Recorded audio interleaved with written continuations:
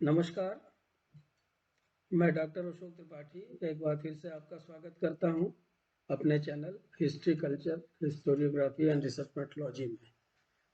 मित्रों, अभी पिछले दिनों मैंने सिंधु घाटी की सभ्यता पे 5 भागों में वीडियोस डाली थी। अब एक बार फिर यहाँ मॉडर्न हिस्ट्री की तरफ वापस लौट रहे हैं और आज का जो टॉपिक है वो है लॉर्ड डलहौजी की गोद निषेध प्रथा अथवा हड़प नीति, जिसे हम अंग्रेजी में डॉक्ट्रिन ऑफ लैप्स के नाम से जानते हैं। तो इसके पहले कि हम आज के इस टॉपिक पे चर्चा करें, मैं आपसे अनुरोध करूंगा कि आप इस चैनल को ज़्यादा से ज़्यादा संख्या में सब्सक्राइब करें, अपने दोस्तों के साथ भी शेयर करें और कमेंट अवश्य किया करें अपने, जिससे मुझे पता चले कि आपको ये वीडियो कैसी लगी। तो आइए प्रारंभ करते हैं लॉर्ड डलहौजी की गोद निषेध प्रथा अथवा डॉक्ट्रिन ऑफ लैप्स। मित्रों, थोड़ा सा टॉपिक प्रारंभ करने से पहले आइए हम डलहौजी कौन था उसके बारे में जानते हैं। तो इसे मार्क्वेस ऑफ डलहौजी कहा जाता था और 1847 ईस्वी में लॉर्ड जॉन रसेल ने इसको भारत का गवर्नर जनरल नियुक्त किया था।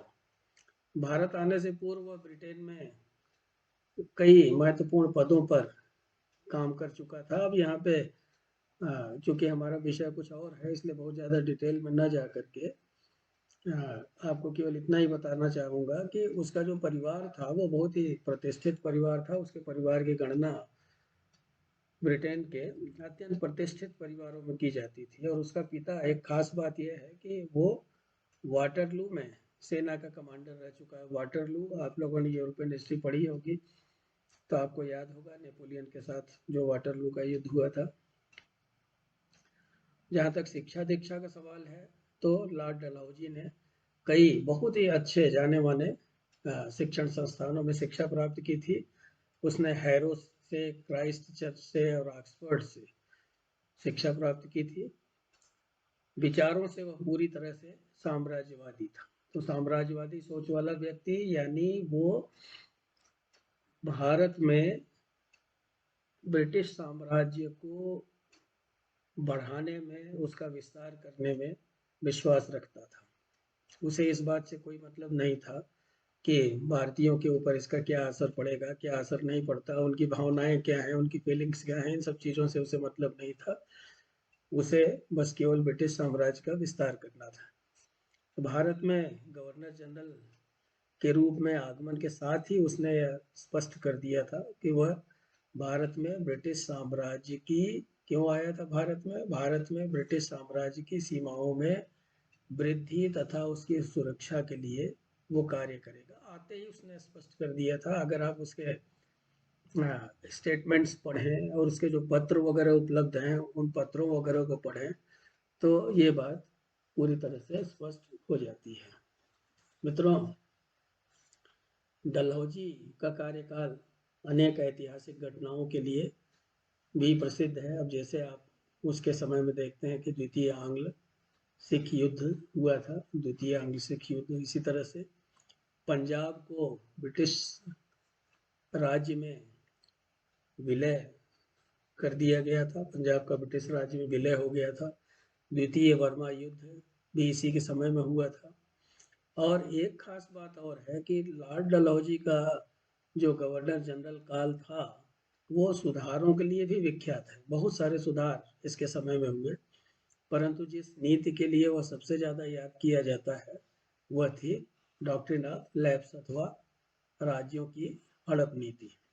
तो मित्रों, सुधार बहुत सारे हुए थे इसके समय में। टेलीग्राफ लाइन बिछाई गई, भारत में सड़कें वगैरह बनाई गई, गुड्स डिस्पैच शिक्षा के लिए पास हुआ, भारत में पहली बार जो रेल वगैरह थी वो सब भी चली, सेना वगैरह में काफ़ी सुधार किया गया। तो इस तरह से काफ़ी सुधार किए गए थे। लेकिन आज हमारी चर्चा का विषय है डॉक्ट्रिन ऑफ लैप्स अथवा राज्यों की हड़प नीति। तो इंग्लैंड में औद्योगिक क्रांति हो रही थी उस समय। आइए हम पहले उन परिस्थितियों को जानें कि डॉक्ट्रिन ऑफ लैप्स आखिर वो क्यों लागू करना चाहता था। तो इसके पीछे कारण क्या था? इसके पीछे पहली बात ये थी कि इंग्लैंड में औद्योगिक क्रांति हो रही थी, अब वो गति पकड़ रही थी, तेजी पकड़ रही थी, और इंग्लैंड को अपने तैयार माल के लिए बाजारों की आवश्यकता थी, और इंग्लैंड में जो कारखाने थे उसके लिए कच्चे माल की आवश्यकता थी। तो साम्राज्यवाद का दौर चल रहा था इस समय यूरोप के देशों में एक होड़ लगी हुई थी, एक रेस चल रही थी कि कौन एशिया और अफ्रीका के देशों पे ज़्यादा से ज़्यादा क्षेत्रों पे अधिकार कर सकता है। लगभग अफ्रीका को उन्होंने पूरी तरह से बांट ही लिया था, और एशिया में भी अगर आप जापान को छोड़ते हैं तो जापान को छोड़ करके बाकी देशों के ऊपर उन्होंने कब्जा कर लिया था। तो साम्राज्यवाद की इस दौड़ में, इस रेस में केवल इंग्लैंड ही नहीं शामिल था, बल्कि जैसे मैंने कहा कि इंग्लैंड के अलावा यूरोप के अन्य देश भी शामिल हो चुके थे, और इनमें एक बड़ी कड़ी प्रतिस्पर्धा चल रही थी। अमेरिका भी उसमें शामिल हो चुका था। तो ऐसी परिस्थिति में ब्रिटेन को अपने उपनिवेशों पर अपना शिकंजा कसना था। वो ये चाहता था कि जो क्षेत्र हमारे अधिकार में है उन क्षेत्रों पर अपना जो ग्रिप है, अपना जो शिकंजा है उसको और कसा जाए, उसको और मजबूती के साथ उन क्षेत्रों पर अपना अधिकार स्थापित किया जाए। तो भारत में इस कार्य को संपादित करने के लिए लॉर्ड डलहौजी को भेजा गया, मार्क्वेस ऑफ डलहौजी। तो उसका डलहौजी का जो पूरा नाम था वो था James Andrew brown Ramsay. Actual में डलहौजी एक प्लेस है वहाँ पे इंग्लैंड में जिसका मार्क्वेस ऑफ डलहौजी कहा जाता है। मार्क्वेस एक पद था, तो इसीलिए हम लोग उसको डलहौजी के नाम से ही जानते हैं, लेकिन उसका वास्तविक नाम था जेम्स एंड्रू ब्राउन रैमसे। तो मार्क्वेस ऑफ डलहौजी को भारत में अपनी सत्ता के विस्तार के लिए नियुक्त किया गया। मित्रों, डलहौजी को अनेक छोटे छोटे राजाओं के शासन के ऊपर भरोसा नहीं था। वो जैसे बहुत सारे राजाओं को उस समय अधीन कर लिया गया था। बहुत सारे शासक जो थे उन्होंने ब्रिटेन या कंपनी के शासन की, आप कह लीजिए कि आश्रय ग्रहण कर लिया था, या उनसे समझौते वगैरह कर लिए थे। तो वो ये चाहता था कि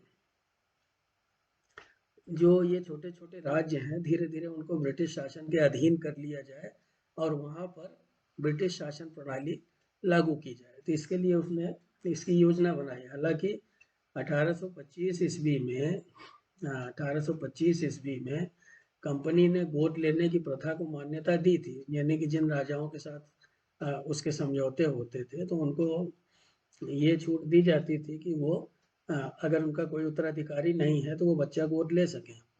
और 1834 ईस्वी में कंपनी के कोर्ट ऑफ डायरेक्टर्स ने केवल अपवाद स्वरूप ही गोद लेने की परंपरा को मान्यता देने की बात कही। तो देखिए 10 सालों में कितना अंतर आ गया उनकी नीति में।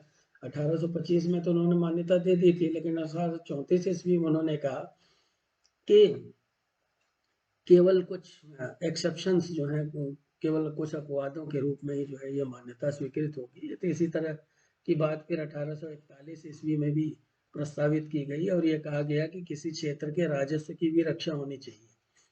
तो ऊटी, जिसे पहले ओटक मंड कहा जाता था, तो ऊटी में ब्रिटिश बस्तियों के संस्थापक जॉन सुलीवन जो है उन्होंने अपने अनुभवों में लिखा है कि 1826 ईस्वी के एक प्रस्ताव के अनुसार 1826 ईस्वी से 1848 ईस्वी के बीच कम से कम 15 बच्चे गोद लिए गए थे। तो ऐसा नहीं था कि गोद लेने की प्रथा नहीं थी। अचानक से गोद लेने की प्रथा को समाप्त करने के पीछे अचानक से ब्रिटिश सरकार को अपना फायदा दिखने लगा। उन्हें ये लगने लगा कि परिस्थितियां बदल रही हैं और धीरे धीरे हमारे शासन में, हमारे डायरेक्ट शासन में जितने ज़्यादा से ज़्यादा क्षेत्र आ जाएंगे उसका लाभ हमारे अपने ब्रिटेन के उद्योगों को मिलेगा, क्योंकि हम यहाँ इंफ्रास्ट्रक्चर डेवलपमेंट करेंगे और यहाँ पे जो है हम अपना कच्चा माल वगैरह यहाँ से ले जाएंगे अपने उद्योगों के लिए। जो हमारा तैयार माल है वो हम यहाँ के बाज़ारों में भर देंगे। साथ ही साथ जो है यहाँ के बाज़ारों को हम अपने तरीके से नियंत्रित कर पाएंगे। तो ये सब मंशा थी, तो इसलिए ये पॉलिसी अपनाने का विचार किया गया बाद में जब डलहौजी आया। तो मित्रों, भारत के हिंदू समाज में गोद लेने की परंपरा कोई नई बात नहीं थी। हिंदू समाज में गोद लेने की परंपरा पहले से प्रचलित रही है। आप पुराना इतिहास, आप प्राचीन काल का इतिहास उठा के देख लें, मध्यकाल का, मुगल काल का इतिहास उठा के देख लें, तो जिन राजाओं की संतान नहीं होती थी, तो ऐसे अनेक उदाहरण है हमारे पास, जब वो संतानहीन होने के कारण संतान को गोद ले लेते थे। उसका कारण ये भी था, जैसे हिंदू समाज में ये माना जाता था, बहुत सारी जो धार्मिक क्रियाएं होती थी, आध्यात्मिक क्रियाएं होती थी, उसके लिए पुत्र का होना बड़ा आवश्यक होता था। पुत्र ही जो है वो पिता की मुक्ति के लिए तरह तरह के धार्मिक क्रिया, कर्मकांड वगैरह किया करता था। तो गोद लेने की परंपरा जो है वो थी पहले से। तो इसके अनुसार संतानहीन व्यक्ति किसी बालक को गोद ले सकते थे, जो न केवल उसका उत्तराधिकारी होता था, बल्कि जैसे मैंने अभी कहा कि राजनीतिक, सामाजिक और धार्मिक दायित्वों की पूर्ति भी वो करता था, जो उनकी वास्तविक संतान को करना होता था।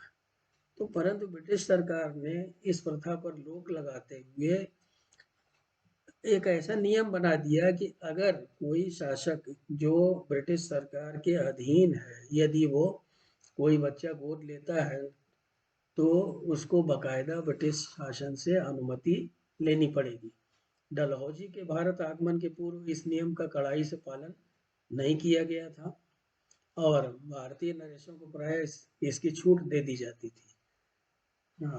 लेकिन बाद में जब डलहौजी गवर्नर जनरल बनकर के आया, तो उसने जो है इस नियम को सख्ती के साथ लागू करने का नियम बनाया, और जिसके कारण अनेक भारतीय राज्य जैसे सतारा, जैतपुर, झांसी, संबलपुर, उदयपुर, नागपुर आदि को ब्रिटिश राज्य में मिला लिया गया। तो मित्रों, डलहौजी की जो हड़प नीति थी, उसके बारे में विद्वानों ने, बहुत सारे इतिहासकारों ने हमें ये बताया है कि तथाकथित 3 सिद्धांतों के ऊपर ये हड़प नीति आधारित थी। पहली बात, जैसे कि आप देख रहे हैं अपने स्क्रीन पे कि ब्रिटिश भारत में जो है वो सर्वाधिक शक्तिशाली है। ऐसा तर्क दिया गया कि जो ब्रिटिशर्स हैं, जो ईस्ट इंडिया कंपनी है, वो भारत में सबसे ज़्यादा शक्तिशाली है। उसके अलावा गोद ली गई संतान जो है वो उनकी आज्ञा के बाद ही शासन कर सकते हैं अपने राज्य में। तो इस तरह की बात भी जो है वो कही गई। तीसरी बात ये थी कि ये कहा गया कि ब्रिटिश प्रशासन इस पर रोक लगा सकती थी, क्योंकि ऐसा करने की उनमें क्षमता थी। तो इन सिद्धांतों की इतिहासकारों ने आलोचना की है, और काफ़ी तीखी आलोचना की है। जैसे आप देखिए, जहाँ तक ये कहना कि ब्रिटिश भारत में सर्वाधिक शक्तिशाली हैं, तो ये बात सही नहीं थी। ऐसा कि भारत में उस समय और भी काफ़ी बड़े बड़े शक्तिशाली राज्य थे, जिन दिनों की हम बात कर रहे हैं। तो और भारत के राज्यों के बीच में और अंग्रेजों के बीच में जो आपसी रिश्ते थे, यानी उनके बीच में जो संबंध थे, वो रिश्ते आपसी समझौतों पे और संबंधों पे आधारित थे। मतलब उनके बीच में बहुत सारे पैक्ट्स हुए थे, बहुत सारी डील्स हुई थी, बहुत सारे समझौते हुए थे, जिसमें दोनों के फायदे की बात कही गई थी। ऐसा नहीं था कि ये समझौते, सारे समझौते एक तरफा थे। और 1835 ईस्वी तक कंपनी के जो सिक्के थे, वो भी भारतीय शासन की प्रधानता स्वीकार करते थे। जहाँ तक दूसरे सिद्धांत की बात है, तो उस समय 3 प्रकार के राज्य थे। इन पे आप ध्यान दीजिएगा। कुछ राज्य जो थे इंडिपेंडेंट थे, यानी स्वतंत्र थे। कुछ संबद्ध राज्य थे, और कुछ आश्रित राज्य थे। तो अब जैसे इंडिपेंडेंट राज्य जो थे, यानी स्वतंत्र थे, वो एकदम। कुछ राज्य संबद्ध थे, जो आप संबद्ध का मतलब जो एलाइड कंट्रीज थी, जिन्हें अंग्रेजी में कहते हैं एलाइड स्टेट्स थी, यानी जिनके साथ मित्र राज्य भी आप इनको कह सकते हैं। और तीसरे जो थे सबऑर्डिनेट थे, या आश्रित राज्य जो थे, जिनको अंग्रेजी में कहते हैं सबऑर्डिनेट। तो इस तरह से हम ये देखते हैं कि इंडिपेंडेंट, एलाइड और सबऑर्डिनेट, अर्थात स्वतंत्र, संबद्ध और आश्रित, 3 कैटेगरी के राज्य थे, 3 प्रकार के से उनका वर्गीकरण किया जा सकता था। अतः नियमतः हड़प नीति के सिद्धांत जो थे वो स्वतंत्र और संबद्ध राज्यों के ऊपर लागू नहीं हो सकते थे, क्योंकि जो इंडिपेंडेंट थे वो तो थे ही। संबद्ध जो थे वो भी क्योंकि उनके साथ उनके समझौते थे मित्रता के, तो उन पे भी नहीं लागू हो सकते थे। और ये केवल जो है आश्रित राज्य जो थे उन्हीं के ऊपर इनको लागू किया जा सकता था। तो इसी तरह से जो तीसरा सिद्धांत भी था वो भी उचित नहीं था, क्योंकि गोद लेने की परंपरा, जैसे हमने अभी पिछली स्लाइड में आपको बताया कि वो पहले से ही विद्यमान थी, पहले से ही चली आ रही थी, तो ये कोई नई बात नहीं थी। यहाँ ये जो तीनों सिद्धांत हैं इनके बारे में और भी ज़्यादा डिटेल में बातचीत की जा सकती है, लेकिन अब इस वीडियो में उसके लिए इतना स्थान नहीं है, तो इसलिए जो मूल बात है इन तीनों सिद्धांतों की वो आपको मैंने बताने का प्रयास किया। तो मित्रों, तो इस प्रकार से डलहौजी के कार्यकाल में ब्रिटिश साम्राज्य का अभूतपूर्व विस्तार हुआ तथा अनेक भारतीय राज्यों का अस्तित्व समाप्त हो गया। क्यों समाप्त हो गया? हड़प नीति के कारण उनको हड़प लिया गया। तो हड़प नीति को ऐसा नहीं था कि हड़प नीति कोई नई बात थी, इसकी चर्चा अभी हमने थोड़ी देर पहले भी की। और आप भारतीय इतिहास, आधुनिक भारतीय इतिहास आप पढ़ेंगे तो आप ये पाएंगे कि 1839 ईस्वी में मंदावी और 1840 में कोलाबा तथा जालौन, और इसी तरह 1842 में सूरत पर इस नीति का प्रयोग किया गया था, इसे लागू किया गया था। किंतु लॉर्ड डलहौजी इस सिद्धांत का प्रबल समर्थक बन गया और इसे भारतीय राज्यों को अधीन करने, इसको एक साथ पढ़ लीजिए आप, अधीन करने का एक हथियार बना लिया। तो भारतीय राज्यों को अधीन करने का एक हथियार बना लिया हड़प नीति को। अब कुछ राज्यों की यहाँ हम चर्चा करेंगे जिन्हें हड़प नीति के अंतर्गत ब्रिटिश राज्य में मिला लिया गया। तो आइए सबसे पहले हम बात करते हैं सतारा की। सतारा ये मराठों का एक राज्य था और इसकी खास बात यह थी कि मद्रास, बंबई तथा कलकत्ता के मुख्य आवागमन मार्ग पर स्थित था। यानी जो मद्रास, बंबई और कलकत्ता के बीच में जो कम्युनिकेशन होता था तो उस मार्ग पे यह स्थित था, यानी कि बहुत ही महत्वपूर्ण, इट वाज ब्यूटीफुली प्लेस्ड। तो बहुत ही मतलब इसकी जो लोकेशन थी वो बहुत ही महत्वपूर्ण थी ब्रिटिशर्स के लिए खास तौर पे। तो शिवाजी के वंशज यहाँ पे शासन करते थे। शिवाजी मशहूर मराठा छत्रपति या मराठा शासक हुए थे, जिनके बारे में हम और आप सभी लोग जानते हैं। 1848 ईस्वी में सतारा के महाराज शाहजी ने अपनी मृत्यु के पहले एक लड़के वेंकट राव को अपने उत्तराधिकारी के रूप में गोद ले लिया था, क्योंकि वो बहुत बीमार हो गए थे। बीमार होने के बाद उनको जब ये लगा कि उनकी मृत्यु निश्चित है तो उन्होंने वेंकट राव को अपना उत्तराधिकारी बनाया था।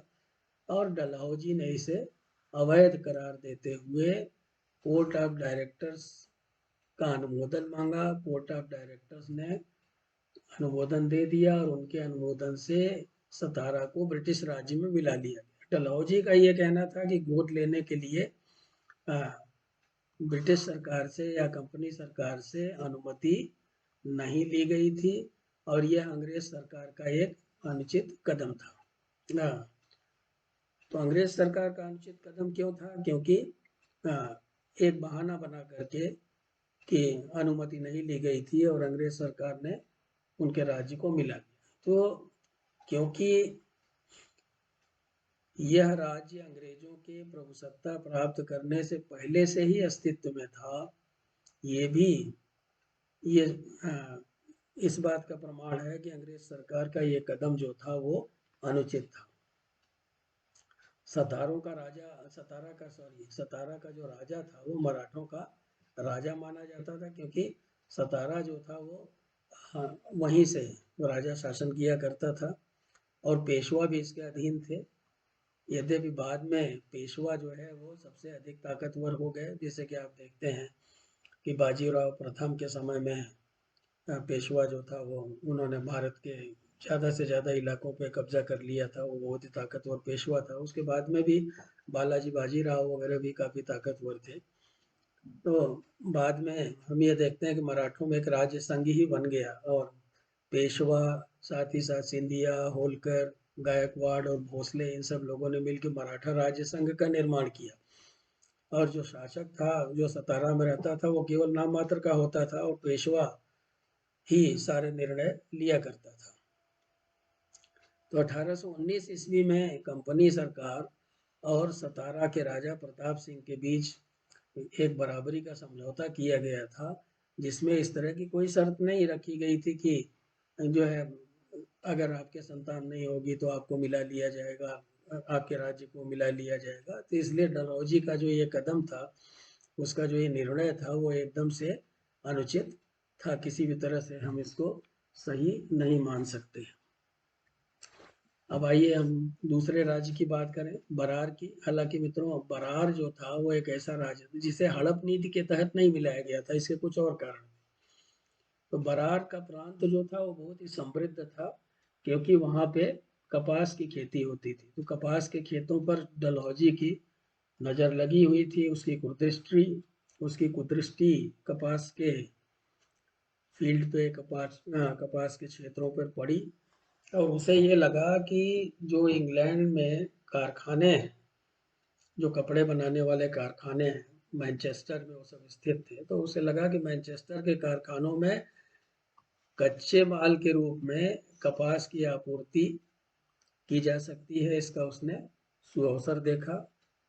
यह इलाका हैदराबाद का जो निजाम था, तो निजाम के क्षेत्र में आता था यह इलाका। निजाम पर 1853 ईस्वी में ये आरोप लगा दिया गया, यानी दूसरे शब्दों में आप ये समझ लीजिए कि अब वो ये सोचने लगे कि किस तरह से बरार के ऊपर अपना अधिकार किया जाए, कब्जा किया जाए। तो उनको एक उपाय सूझा। उपाय क्या था कि निजाम पर 1853 ईस्वी में यह आरोप मढ़ दिया गया कि अपनी रक्षा हेतु जो ब्रिटिश सेना के रख रखाव के हेतु वह कंपनी द्वारा लिए गए कर्ज को चुकाने में असमर्थ रहा। आप ये समझ लें, आपने पहले मॉडर्न हिस्ट्री में पढ़ा होगा कि ये जो ब्रिटिशर्स थे वो सहायक संधि करते थे विभिन्न राज्यों के साथ, और सहायक संधि करने लेस्ले के समय में जो सहायक संधि प्रथा चालू हुई थी, एक अंग्रेज रेजिडेंट रख देते थे उस राज्य में। साथ ही साथ बहुत सारे राज्यों में वो उस राज्य की सुरक्षा के नाम पर ही एक सेना रख दिया करते थे कि वो सेना जो है उस राज्य की सुरक्षा करेगी, और वो राज्य इस तरह से ब्रिटिश सेना का खर्च वहन करती थी। हालांकि वो उस सेना का प्रयोग दूसरे कामों में भी करते थे, केवल उस राज्य की रक्षा के लिए ही नहीं करते थे। तो यहाँ पे उन्होंने ये आरोप लगा दिया कि निजाम ने जो ब्रिटिश सेना उसकी सुरक्षा के लिए, निजाम की रक्षा के लिए रखी गई है, तो उसके रख रखाव के लिए, उस सेना के रख रखाव के लिए निजाम ने कंपनी से कर्ज लिया था, लेकिन वो कर्ज चुकाने में सफल नहीं रहा है। कर्ज चुकाने में निजाम असमर्थ रहा है। तो इस प्रकार से बरार को ब्रिटिश राज्य में मिला लिया गया, ये कह करके कि भाई आप चूंकि कर्ज आप नहीं चुका पाए, तो उसके एवज में आप बरार प्रांत कंपनी को दे दीजिए। तो इस क्षेत्र को हड़प नीति के तहत नहीं मिलाया गया, जैसे मैंने आपको पहले बताया। आप देखिए, इस क्षेत्र को हड़प नीति के तहत न मिलाया गया, बल्कि इस क्षेत्र को दूसरे कारणों को गढ़ करके, दूसरे कारण बना करके मिला लिया गया। अब आइए हम बात करें बहुत ही प्रसिद्ध राज्य जिसे आप जानते हैं, आप सब, हम लोग इतिहास में पढ़ते हैं, झांसी। तो पेशवा ने 1817 ईस्वी में झांसी को ब्रिटिश कंपनी को सौंप दिया था, और हेस्टिंग्स ने, उस समय गवर्नर जनरल लॉर्ड हेस्टिंग्स था, तो हेस्टिंग्स ने जो है वो रामचंद्र राव को एक समझौते के तहत गद्दी पर बिठाया था। और ये, इस समझौते में ये कहा गया था कि उसके सीधे अथवा गोद लिए हुए उत्तराधिकारी को मान्यता प्राप्त होगी। 1835 ईस्वी में उसकी निस्संतान मृत्यु हो गई और उसके गोद लिए हुए पुत्र को मान्यता न दे करके मृतक के चाचा रघुनाथ राव को गद्दी पर बिठा दिया गया। 1838 ईस्वी में रघुनाथ राव की भी मृत्यु हो गई और उसके देहांत के उपरांत उसके भाई गंगाधर राव को राजगद्दी प्राप्त हुई और वह भी 1853 ईस्वी में निस्संतान मर गया। तो अपनी मृत्यु के पूर्व उसने एक बच्चे आनंद राव को गोद ले लिया था और उसकी पत्नी लक्ष्मीबाई उसकी संरक्षिका बन गई थी। तो लक्ष्मीबाई के बारे में हम और आप सभी जानते हैं। लक्ष्मीबाई 1857 में जो विद्रोह हुआ था उसकी सबसे महत्वपूर्ण नेताओं में से थी। यही लक्ष्मीबाई जो है वो आनंद राव को गोद लिया था उन्होंने, उनके पति ने, और तो उनका राज्य जो है वो अंग्रेजों के द्वारा हड़प लिया गया, लॉर्ड डलहौजी के द्वारा हड़प लिया गया। उसकी कोई जांच पड़ताल नहीं की गई कि मामला क्या था, क्या कारण था। साथ ही साथ जबकि आप देखिए कि ऊपर जैसे आपने देखा कि 1817 में ब्रिटिश कंपनी को झांसी को सौंप दिया गया था, लेकिन एक समझौते के तहत सौंपा गया था। तो उस समझौते पर विचार विमर्श नहीं किया गया। नतीजा ये हुआ कि लक्ष्मीबाई के दत्तक पुत्र को मान्यता नहीं दी गई और झांसी को हड़प लिया गया। अब आइए हम देखते हैं इसी तरह एक राज्य और महत्वपूर्ण राज्य जिसे हड़पा गया वो था नागपुर। तो मित्रों, नागपुर में भी मद्रास, बम्बई और कलकत्ता जाने वाले, ये भी जो है नागपुर भी मद्रास, मुंबई और कलकत्ता जाने वाले मार्गों को आपस में सतारा की तरह से ही जोड़ता था। बरार हथियाने के बाद से ही अंग्रेजों की नज़र जो है वो नागपुर पे लगी हुई थी और 1853 ईस्वी में नागपुर के शासक रघु जी का निस्संतान देहांत हो गया, यानी उनके भी कोई औलाद नहीं थी। नतीजा ये हुआ कि अब अंग्रेजों को मौका मिला उनके राज्य को हड़पने का। हालांकि अपनी मृत्यु से पूर्व रघु जी ने एक बार नहीं कई बार ही रिपीटेडली रिक्वेस्टेड द ब्रिटिशर्स,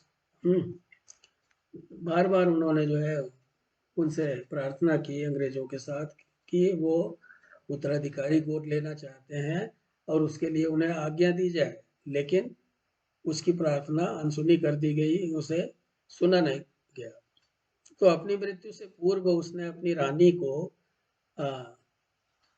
अपने एक नज़दीकी जो है बच्चा था यशवंत राव, तो उसको गोद लेने के लिए कहा और ये कहा कि भाई जब वो उसकी मृत्यु हो जाएगी तो उसकी जो अंतिम क्रियाएं हैं वो संपन्न करने के लिए कोई ना कोई चाहिए, इसलिए यशवंत राव को गोद ले लिया जाए। तो रानी ने रेजिडेंट के माध्यम से एक बार फिर बड़ी अनुनय विनय की कि उसको गोद लेने का परमिशन दिया जाए, गोद लेने की आज्ञा दी जाए बच्चे को, लेकिन अंग्रेजों ने उसकी एक नहीं सुनी। नतीजा ये हुआ कि उसने यशवंत राय को गोद ले लिया, फिर भी अंग्रेजों की अनदेखी करते हुए, और अंग्रेजों को मौका मिला उसके राज्य को अपने ब्रिटिश साम्राज्य के अंतर्गत मिलाने के लिए, तो इसलिए जो है उसके राज्य को भी जो है वो ब्रिटिश साम्राज्य में मिला लिया गया। उनकी प्रार्थनाओं पे बिल्कुल भी ध्यान नहीं दिया गया। तो मित्रों, अगला राज्य आप कह सकते हैं, मतलब जो बड़े बड़े राज्य थे वो मैंने आपको बता दिए। आप इधर संबलपुर जो है एक छोटा सा राज्य था 1849 में। संबलपुर का भी वही हश्र हुआ जो दूसरे राज्यों का हुआ था। वहाँ का शासक नारायण सिंह था। उसकी मृत्यु के बाद उसकी विधवा रानी जो है उसने शासन सूत्र अपने हाथ में ले लिया, लेकिन डलहौजी ने उसे मान्यता नहीं दी और उसके राज्य को भी हड़प लिया। इसी तरह से बगहात और उदयपुर के संबंध में भी डलहौजी जो था वो निर्णय लिया कि उनको जो है वो ब्रिटिश राज्य में मिला लिया जाए। ब्रिटिश राज्य में जो है वो उदयपुर बघात को भी मिलाने का निर्णय ले लिया गया डलहौजी द्वारा। लेकिन आगे चल कर के लॉर्ड कैनिंग के समय में जो है ये निर्णय पलट दिया गया कुछ राजनीतिक कारणों से। अब इसी तरह से कोर्ट ऑफ डायरेक्टर्स ने यह कहकर उसके यानी डलहौजी के करौली के प्रस्ताव को भी अस्वीकार कर दिया कि वह संरक्षित राज्य था न कि आश्रित राज्य।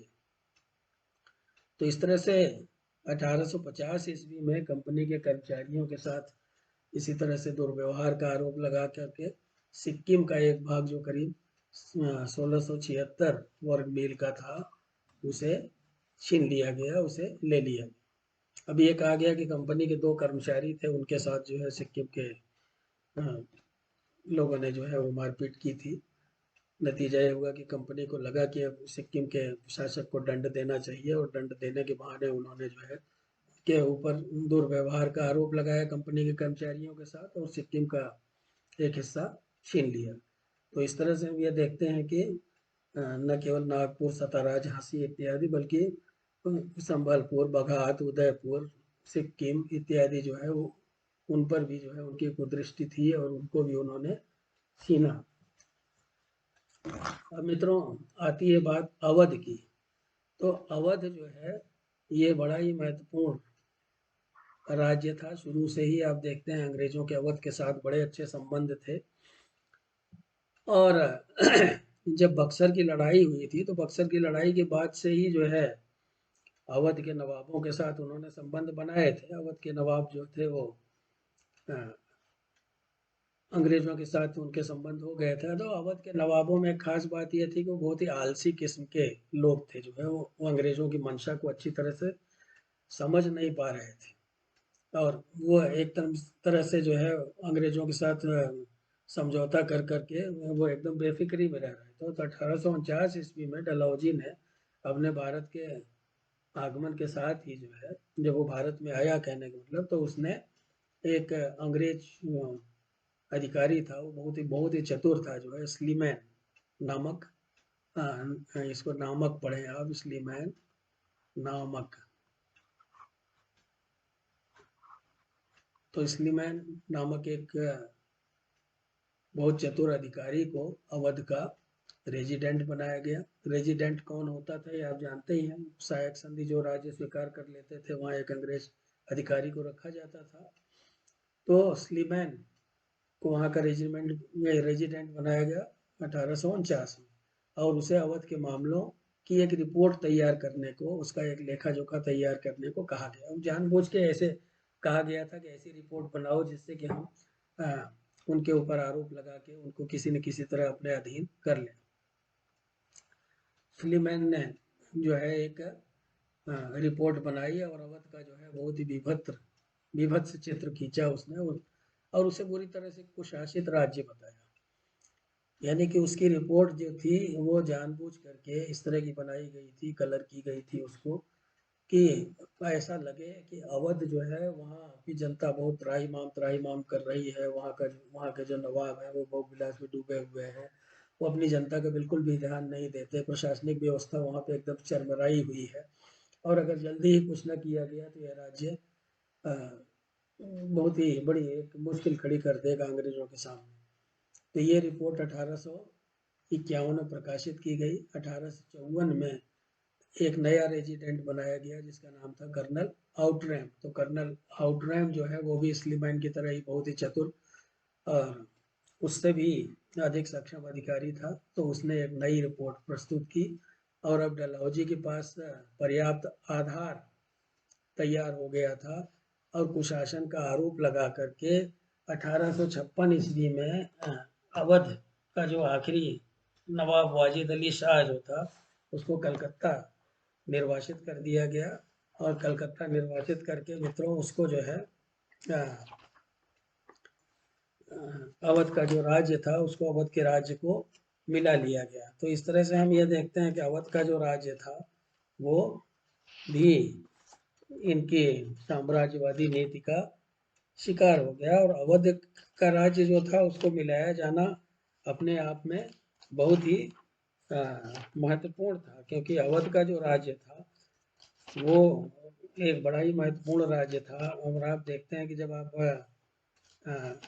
अगर आप जो है 1857 की क्रांति के बारे में पढ़ते हैं, तो 1857 की क्रांति में भी हम ये देखते हैं कि जो अवध का जो शासक था उसे बड़ा ही ये कि अवध का शासक के अवध का जो राज्य था जो उसे मिलाया गया था, तो 1857 की क्रांति का एक बड़ा महत्वपूर्ण कारण जो था वो अवध का मिलाया जाना भी था कंपनी में। तो इस तरह से हम ये देखते हैं मित्रों की अवध जो था वो उसे भी मिला लिया गया, वो भी साम्राज्यवादी लिप्सा का शिकार हो गया। अब इसी तरह से आप देखिए, एक आखिरी बात जो है वो आपको ध्यान में रखनी है, वो ये भी रखनी है कि बहुत सारे जो शासक थे उनकी पेंशन और उपाधियां जो है वो छीन ली गई। तो पेंशन और उपाधियों का छीना जाना जो है वो भी एक बड़ा ही महत्वपूर्ण कदम था डलहौजी का। तो डलहौजी के मंसूबे केवल हड़प नीति के तहत राज्यों को हड़पने से ही पूरे नहीं हुए। राज्यों को हड़पने के साथ साथ डलहौजी ने अनेक लोगों की उपाधियों और पेंशन को भी व्यक्तिगत बताते हुए उनकी मृत्यु के बाद हड़प लिया। अब जैसे इनमें बहुत सारे लोग थे, जैसे ढोंडू पंत, आप देख सकते हैं कि ढोंडू पंत, नाना साहब, कर्नाटक के नवाब अजीम शाह, इसी तरह से तंजौर के राजा शिवाजी आदि जो थे वो इसके शिकार बने। साथ ही साथ दिल्ली का बादशाह जो बहादुर शाह था, जो 1857 की क्रांति के समय में आप देखते हैं बहादुर शाह जफर के नाम से जिसे आप जानते हैं, वो भी एक नाम मात्र का ही बादशाह रह गया था। उसकी भी उपाधि छीनने का प्रयास किया गया, परंतु कोर्ट ऑफ डायरेक्टर्स ने जो है तत्कालीन परिस्थितियों को देखते हुए इसका समर्थन नहीं किया। तो मित्रों, हम ये देखते हैं कि जिन लोगों की पेंशन छीनी गई, तब जैसे कर्नाटक का नवाब 1853 ईस्वी में जब मरा, तब लॉर्ड डलहौजी ने निर्णय किया कि उसके उत्तराधिकारी को स्वीकार नहीं किया जाएगा। इसी तरह से तंजौर का राजा जो है अपने पीछे केवल 2 लड़कियों और 16 विधवाओं को छोड़ गया था। तो 1855 ईस्वी में जो है वो मर गया था। तब गवर्नर जनरल ने ये निर्णय किया डलहौजी ने कि इस राज्य में जो राजा का पद है वही समाप्त कर दिया जाए, और वही किया गया।